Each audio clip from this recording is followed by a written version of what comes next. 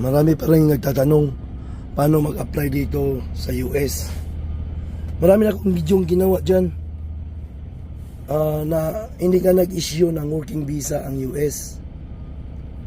Ang makapunta lang dito yung mga immigrant. Kung mayroon kayong parents na citizen dito, pwede kayong ma-petition, or spouse or kapatid na citizen dito, pwede kayong ma-petition. Pero kung makapag-asawa kayo ng US citizen, yun, ma-petitionan kayo dyan.